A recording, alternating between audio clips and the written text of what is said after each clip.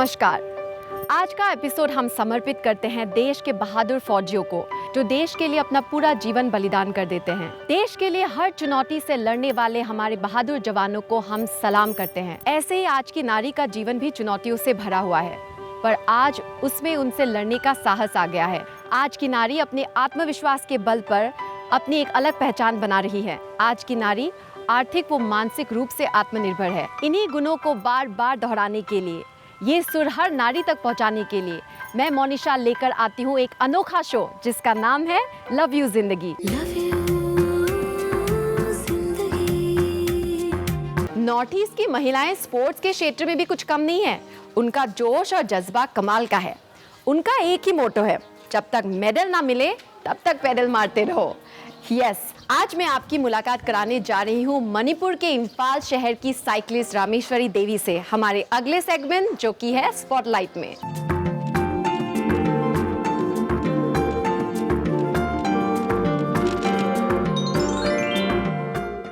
दोस्तों, अब मेरे साथ बातचीत करने के लिए बैठी हैं द फेमस साइक्लिस्ट रामेश्वरी देवी जी। रामेश्वरी जी, आपका हमारे शो लव यू जिंदगी में बहुत बहुत स्वागत है। तो कैसे शुरू हुआ एक सीधी सादी लड़की का 2 पहियों का सफर? दिल्ली से एक टीम में आया था हाइट हंटिंग प्रोग्राम के लिए। उसमें सिलेक्शन किया था। 15 डेज के असेसमेंट कैम्प हुआ था खुमल लंपाक मणिपुर में।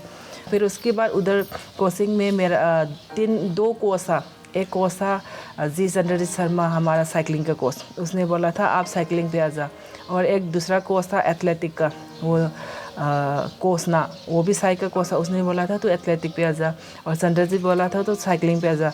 मैंने सोचा था मैं एथलेटिक तो हर दिन दौड़ते रहेगा, फिर साइकिलिंग का तो थोड़ा थोड़ा मौका मिलेगा। हम लोग तो साइकिलिंग में जब मैं ट्यूशन जाती हूँ तो मैं साइकिल पे जाती हूँ, तो मैं सोचा था मैं साइकिलिंग में अच्छा लगेगा करके मैंने साइकिलिंग चॉइस किया था। तो आपकी उम्र कितनी थी? उसी टाइम मैं अंडर 14 में था। अंडर 14। अच्छा, तो इतनी कम उम्र में आपकी स्पोर्ट्स में रुचि कैसे हुई? हमारा शुरू से मैं खेलने का बहुत मन था, क्योंकि गांव में खेलते थे। मैं ज़्यादा से ज़्यादा मैं लड़कों के साथ खेलती हूँ। जब छोटी थी उसी टाइम में भी मैं लड़कों के साथ खेलती थी। होली का टाइम भी हमारा यहाँ पे तो होली फेस्टिवल कम करते थे, ज़्यादा स्पोर्ट्स करते थे। उसमें मैं पार्टिसिपेट करती थी, मेडल लेती थी। स्कूल के स्पोर्ट में भी मैं लेती थी। जब से बच्चा क्लास 5-6 से शुरू हुआ था स्पोर्ट्स स्कूल का या होली फेस्टिवल का। मणिपुर की साइकिलिस्ट रामेश्वरी देवी ने कम से कम 100 से भी ज़्यादा मेडल्स जीते हैं और काफ़ी सारे नेशनल रिकॉर्ड भी सेट किए हैं। 1995 से उन्होंने साइकिलिंग स्टार्ट किया और तब से ही वो मेडल्स जीत रही हैं। बास्केटबॉल, क्रिकेट और ट्रायथलॉन में हाथ आजमाने के बाद उन्होंने साइकिलिंग की। आज वो 2 बच्चों की माँ है और इम्फाल के पुलिस डिपार्टमेंट में वो डीएसपी का काम करती हैं।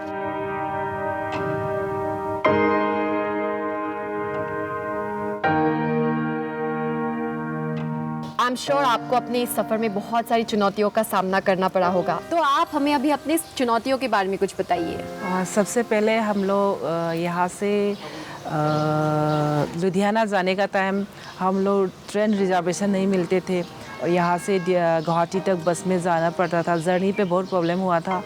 फिर उसके बाद हम लोग का एक प्रॉब्लम था साइकिल पे। उसी टाइम हम 11 साइकिल चलते थे, उसमें सिर्फ 4-5 साइकिल है। उसी साइकिल से हम सभी प्लेयर चलाते थे। पर दूसरा स्टेट के साइकिलिस्ट तो अपना अपना साइकिल अलग अलग सा लेकर आते थे हम लोग के पास।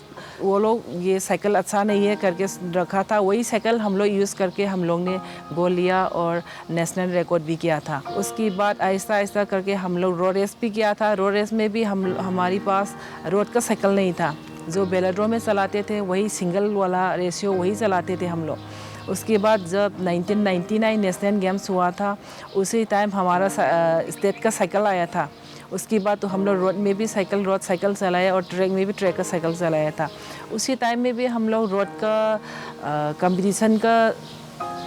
कंपटीशन की व्हील अलग सा होता है, वो नहीं मिला। सिर्फ प्रैक्टिस की व्हील से चला के हम लोग गोल लिया था। बहुत ही खूब। अब आखिर में आप हमारी नॉर्थ ईस्ट की महिला खिलाड़ियों को क्या संदेश देना चाहेंगी? सभी स्पोर्ट्स पर्सन को मैं कहना चाहती थी कि सबसे पहले डिसिप्लिन अच्छा है, डिसिप्लिन से मेंटेन करके जाना है हम लोग को। ये हमारा कोच बोलते थे यही करो वही करेगा हम लोग, क्योंकि हमारा कोच लोग तो हम लोग को बुराई तो नहीं बोलेगा, हम लोग अच्छे के लिए बोलते थे, क्योंकि तरबियत नहीं रखेगा तो हम लोग खेल का मज़ा भी नहीं आएगा। बहुत सुंदर, यानी कि डिसिप्लिन रहो और अपनी कोच की सुनो। हाँ। और जो चाहे वो हासिल कीजिए। हाँ। रामेश्वरी जी, आपकी कहानी सुनकर हमें बहुत खुशी हुई। आई एम श्योर जितनी लड़कियों ने हमारी ये बातचीत सुनी वो काफ़ी प्रेरित रही होंगी। हमारे साथ बातचीत करने के लिए, हमें वक्त देने के लिए आपका बहुत बहुत धन्यवाद। Thank you.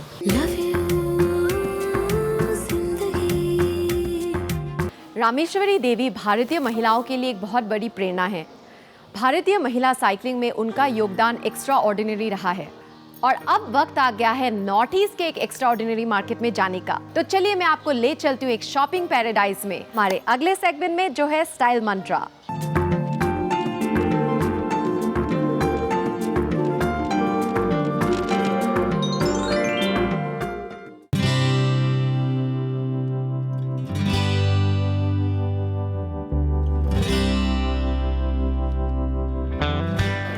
जैसा कि आप देख सकते हैं ये मार्केट काफ़ी भरा हुआ है, काफ़ी बिजी मार्केट है और आज एक वीकडे है, इसके बावजूद यहाँ पे इतनी भीड़ है।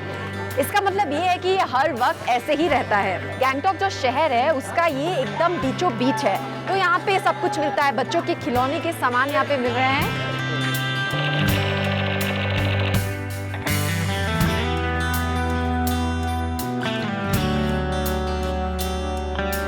इस मार्केट में आपको काफ़ी सारे अच्छे जूते मिलेंगे ऑल रेंजेस में। यहाँ पे लेदर जूते, नए स्टाइल के जूते, tops, caps, winter clothes, jackets, leather jackets, काफ़ी अच्छे कपड़े मिलते हैं। यहाँ पे बहुत सारे जूते हैं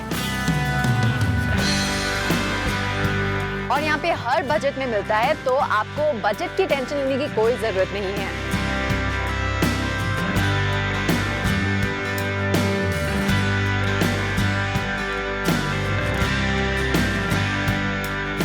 दोस्तों ये काफ़ी इंटरेस्टिंग शॉप लग रहा है। यहाँ पे आपको हर वैरायटी, बहुत सारी वैरायटी की चीज़ें मिलेंगी। यहाँ पे आपको ब्लैंकेट्स, कार्पेट, पिलो कवर्स, है ना कितना प्यारा। यहाँ पे आपको ये हैं टॉप्स, कॉटन कपड़े, यहाँ पे प्यारे प्यारे बास्केट्स भी मिलेंगे। देखिए है ना इतना प्यारा। और ये काफ़ी यूजफुल चीज़ लग रही है, गैंगटॉक में मेरे ज़रूर काम आ जाएगी। ये कितने का है ये आप पैक कर दीजिए। यहाँ पे ना खाने पीने की जो वैरायटी मिलती है ना, बस वो सोचते मेरे मुंह में पानी आ जाता है। और गैंगटॉक आए और मोमोज ना खाया, ऐसा कैसे हो सकता है। तो मैं चली बेस्ट मोमोज इन टाउन खाने।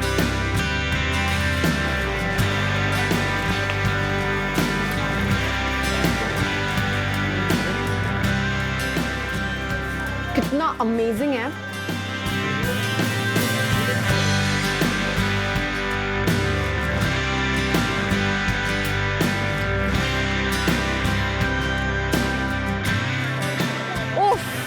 दोस्तों ये सुपरमार्केट इतना बड़ा है, यहाँ पे शॉपिंग करते करते वक्त का तो बिल्कुल पता ही नहीं चलता। और अब दोस्तों वक्त हो गया है हमारे अगले सेगमेंट का, जो कि है हेल्थ मंत्रा। तो चलिए दोस्तों मिलते हैं हमारे अगले सेगमेंट में।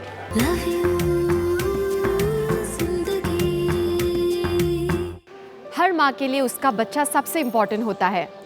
हर बच्चा माँ की ममता पाने के लिए तिलबिलाता रहता है, जैसे हमारे गोविंदा और यशोदा मैया। तो अच्छे स्वास्थ्य के लिए किस मंत्रा की ज़रूरत पड़ती है, चलिए पता करते हैं हमारे अगले सेगमेंट में, जो है हेल्थ मंत्रा।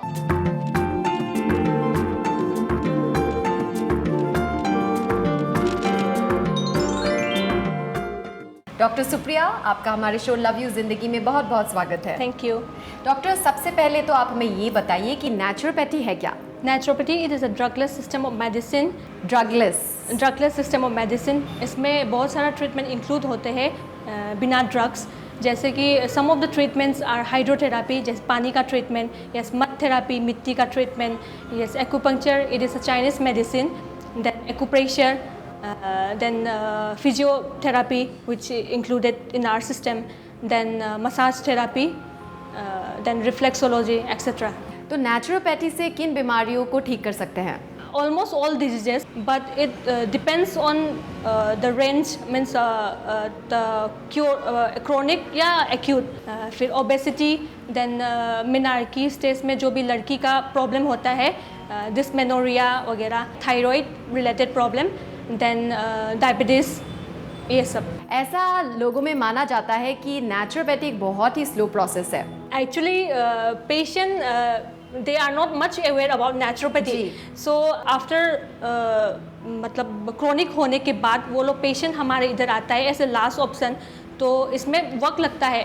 अगर पेशेंट को पहले डायग्नोस करने के बाद इमीडिएटली हमारा इधर आते हैं तो इसमें कम वक्त लगता है. तो जब एलोपैथी के बाद आप नेचुरोपैथी ट्रीटमेंट लेते हैं तो इससे प्रोसेस और लंबा हो जाता है. लेकिन अगर शुरू से अगर नेचुरोपैथी लिया जाए तो क्या टाइम कम हो जाता है? कम हो जाता है, फटाफट ठीक हो सकता है. जब जैसे कि हम लोग को थोड़ा ये जॉइंट स्टिफनेस, जैसे कि आर्थराइटिस का हम लोग का सिम्टम है एक joint stiffness.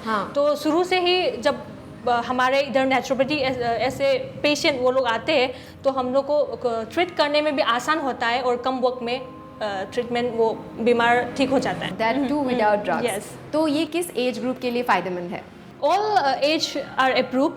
Okay. Mainly this joint related problem to patient women more are prone to this arthritis and all. So after 40 year of age women are prone to arthritis. So all age group are approved. Yeah. अच्छा, तो ये सभी use कर सकते हैं, बच्चों से लेकर बुजुर्ग लोगों तक सभी लोग यूज करते हैं. डॉक्टर, आप अपने क्लिनिक में जो ट्रीटमेंट चल रहा है अभी उसके बारे में आप हमें कुछ बताएंगी? जरूर. चलिए ज़रा हमें बताइए कि आपके क्लिनिक में क्या क्या होता है. ओके, ये है हमारा ट्रीटमेंट नंबर 1. इसमें अभी फीमेल ट्रीटमेंट चल रही है शोल्डर पेन का. अच्छा. तो अभी ये पर्सल मसाज और इंफ्रारेड रेस देने वाला है. तो आज 3 दिन है उसका ट्रीटमेंट, 3rd डे का. तो अभी वो बेटर फील हो रही है अभी. तो वो कौन सा ऑयल यूज़ किया है? अभी हम लोग ने इधर एक आयुर्वेदा का ये ऑयल है. ओके. तो वही यूज़ कर रही है. ओके. ये है ट्रीटमेंट नंबर 2. इसमें भी हम लोग का मसाज, मड पैक वगैरह या treatment. Mud pack treatment. Okay. इस पैक में क्या होते हैं हमारा इधर इसमें मड है से कूलिंग इफेक्ट. तो जो भी ये है मड पैक जो एब्डोमेन में क्या फ़र्क पड़ता है उसमें कॉन्स्टिपेशन रिलीफ होते हैं. तो इनडाइजेशन का प्रॉब्लम जो भी है तो उसमें से हम लोग मड पैक से ही ये बेनिफिट मिलते हैं. अच्छा, मड पैक के इतने सारे फ़ायदे हैं. इसमें हम लोग का मसाज ट्रीटमेंट है. इसमें फॉर ओबेसिटी. एंड इसमें हम लोग का योगा थेरापी और एक्सरसाइज थेरापी का रूम है ये. तो दोस्तों, सिर्फ मसाज और मड पैक लगाने से आपका वेट और बीमारियां ख़त्म नहीं होंगी, आपको उसके साथ योग की भी ज़रूरत है और यही हमको सिखाएंगी डॉक्टर सुप्रिया. हैंड इन नमस्कार मुद्रा.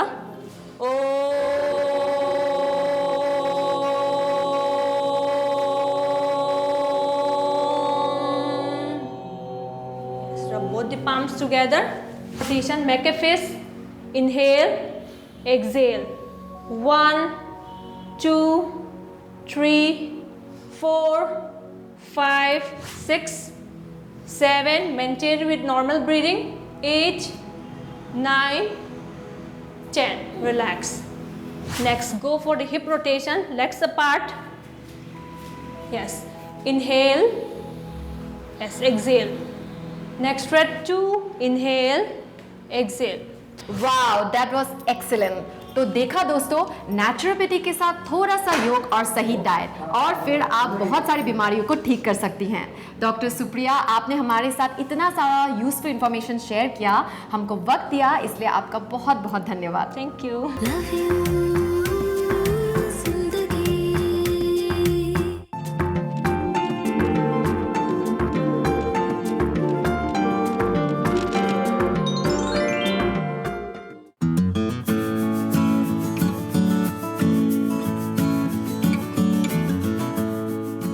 दोस्तों, अब मैं हूँ मणिपुर के इम्फाल शहर में और मेरे साथ बैठी हैं श्रीमयुम गीता देवी, जो हमें सिल्क कोकून ज्वेलरी मेकिंग के बारे में बताने वाली हैं. गीता जी, आपका हमारे शो लव यू जिंदगी में बहुत बहुत स्वागत है. धन्यवाद. आप हमारे दोस्तों को ये बताइए कि सिल्क कोकून ज्वेलरी मेकिंग है क्या? ये बहुत कम लोगों ने सुना होगा, तो इसके बारे में आप हमें बताइए। सिल्क वॉर्म है। सिल्क वॉर्म, सिल्क अच्छा। वॉर्म, हाँ यहाँ पे है। तो ये है वो वॉर्म। ये ओके। भी सिल्क वॉर्म है। अच्छा, ये सिल्क वॉर्म है, इससे कलर बनाया है। अच्छा, इसको कलर से- कलरफुल आपने हाँ, बनाया कलरफुल है। Okay, wow. इसके लिए सब खुद के लिए ईयरिंग बनाया है, रोज़। आपने इयररिंग्स बनाए हाँ, हैं, हाँ। काफी सारी खूबसूरत ज्वेलरी आपने बनाई हुई है, हाँ, ये कुछ भी फ्लावर्स नासोम भी है, हैं, हाँ, फ्लावर्स भी बहुत खूब। तो ये सब आपने इस कोकून से बनाए हैं। हाँ बनाया है। वाह, ये तो बड़ी कमाल की बात है। आज तक तो मुझे यही पता था कि इससे सिर्फ सिल्क का कपड़ा बनता है, लेकिन आज पता चला कि यहाँ से आप ज्वेलरी भी बना सकते हो। ये बहुत ही अद्भुत कला है।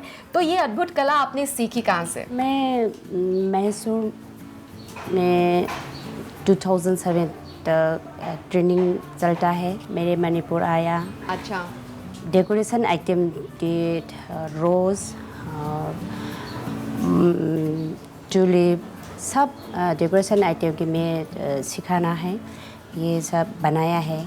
इसके लिए मणिपुर की जगह से डेकोरेशन आइटम की मार्केट नहीं चलता, मार्केट अच्छा। नहीं है। दिमाग से चलता है, धीरे धीरे चलता है। इसके लिए मैंने ज्वेलरी की आइटम से मैंने खुद ने बनाया है, इनोवेट कर दिया है। अच्छा, ये कोकुल है, छोटा कोकुन। ये भी कोकुन वाला, ये भी कोकुल है। ये इस भी सब से कोकुल है। ये सब कोकून का ये है? सब कोकुन का है।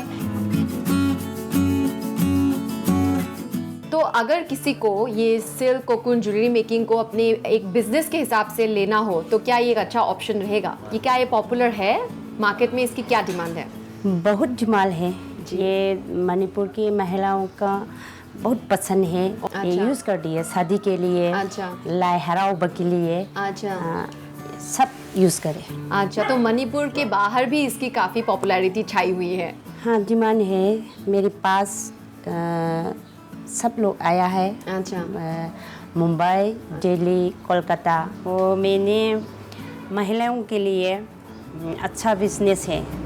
और घर बैठ के कोकुन से ज्वेलरी बनाते हैं और नासोम बनाते हैं, बेस और घर के आइटम सब बना सकते हैं। और पैसे के लिए सब अच्छा है। ये काफ़ी इंटरेस्टिंग बिजनेस है, बहुत ही अद्भुत और अनोखा है। मुझे बिल्कुल नहीं पता था सिल्क कोकून ज्वेलरी मेकिंग के बारे में, और आई एम श्योर कि काफ़ी सारे लोगों को नहीं पता होगा सिल्क कोकून ज्वेलरी मेकिंग के बारे में। लेकिन आज आपकी वजह से हमें काफ़ी कुछ जानकारी मिली। इसके लिए आपका बहुत बहुत धन्यवाद।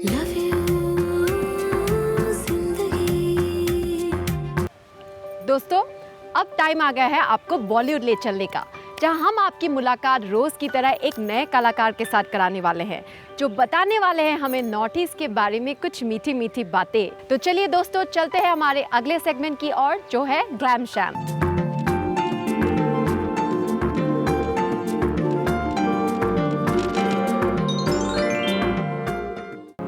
ये मौसम सुरमई है और मैं हूँ। ये मौसम सुरमई है और मैं हूँ, मगर बस खामोशी है और मैं हूँ। ये मौसम सुरमई है और मैं हूँ। नॉर्थ ईस्ट के सभी दोस्तों को मेरा सलाम, मेरा आदाब, नमस्कार। ये मौसम सुरमई है और मैं हूँ, और ऐसा मौसम हमें देखने को मिलता है नॉर्थ ईस्ट में। वादियाँ, हसीन वादियाँ, झरने, लेक, पहाड़, फ्रेश हवा जो हम लोगों को बिल्कुल नहीं मिलती यहाँ।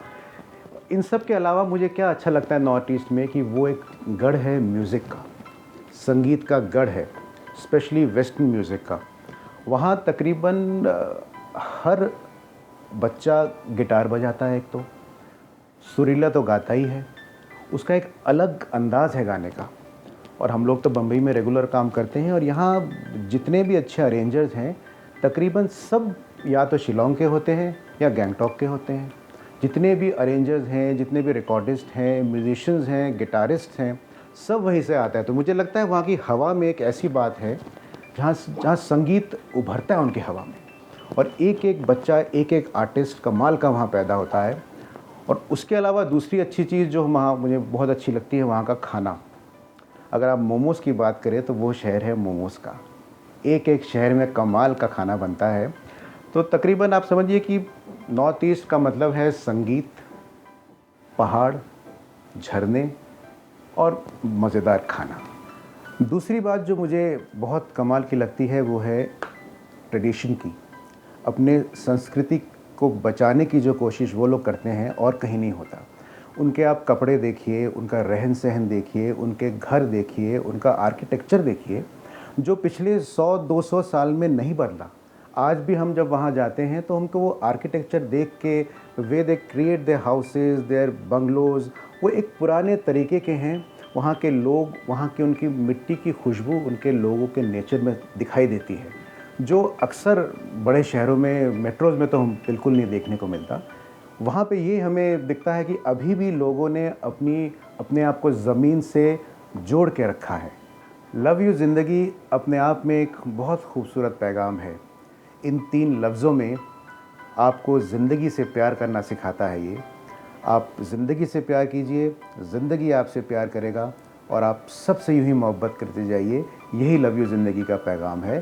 तो मैं भी आखिर में यही कहना चाहूँगा कि लव यू ज़िंदगी, लव यू ज़िंदगी, लव यू ज़िंदगी, लव यू ज़िंदगी।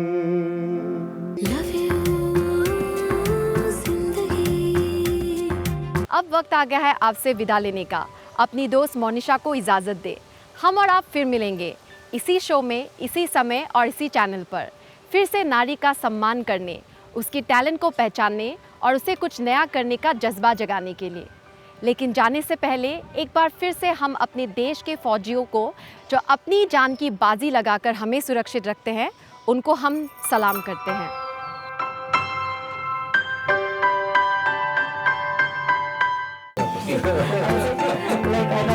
आप मेरे ठीक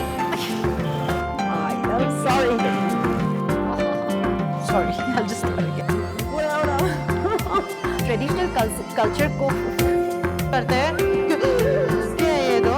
I forgot seriously.